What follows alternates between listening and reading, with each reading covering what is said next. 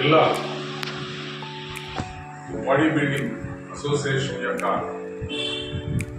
ఆధ్వర్యంలో junior body building పోటీ ఛత్తీస్గఢ్కి వెళ్ళినటువంటి వారు అక్కడ నేషనల్ స్థాయిలో జాతీయ స్థాయిలో పతాకాలు సాధించడం, అదేవిధంగా రాష్ట్ర స్థాయిలో జరిగినటువంటి భీమవరంలో జరిగినటువంటి పోటీల్లో ప్రథమ పోటీగా కూడా విజయం సాధించడం, యూనివర్సిటీ కాంపిటీషన్స్ లో ప్రథమ పోటీలు సాధించడం, అలాగే భీమవరంలో జరిగినటువంటి అదే కాంపిటీషన్ లో కూడా మరి ద్వితీయ పోటీని సాధించడం, ద్వితీయ బహుమతిని సాధించడం, ఇది చాలా ఆనందదాయకమైనటువంటి విషయం.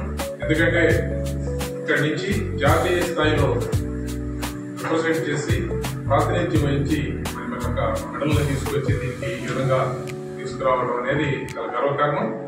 ఖచ్చితంగా దీన్ని శాప్ అధ్యక్షులు వారి దగ్గరికి రవినాయుడు గారు అలాగే గౌరవ మంత్రివర్యులు దృష్టికి కూడా తీసుకెళ్లి మీరు సాధించినటువంటి పతాకాల విషయాల్ని అదేవిధంగా వారి నాయకత్వం వహించి మంచి ఈ విధంగా తీర్చిదిద్దినటువంటి కోచ్గా ఉన్నటువంటి అశోక్ గారికి, మనోహర్ గారికి, రవి గారికి వీళ్ళందరికీ కూడా హృదయపూర్వకంగా అభినందనలు తెలియజేస్తూ ఈరోజు అందులో వరల్డ్ హెల్త్ డే కూడా ప్రతి ఒక్కళ్ళకి చెప్పారు, ఆరోగ్యం ఉంటే ఆరోగ్యం మహాభాగ్యం అని చెప్పి నా చిన్నప్పటి నుంచి చెప్తా ఉంటారు.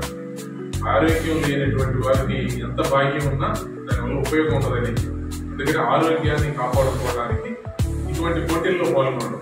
యువత ప్రత్యేకంగా ఇవాళ మద్యానికో, గంజాయికో, ఇతర వ్యసనాలకు బానిసవుతారు, బెట్టింగ్లకు బానిసవుతున్నటువంటి దశలో వారు శారీరకమైనటువంటి దారుణ్యాన్ని సాధించడంతో పాటుగా ఆరోగ్యాన్ని సంపాదించగలిగినటువంటి ఇటువంటి యువతే ప్రోత్సాహకం.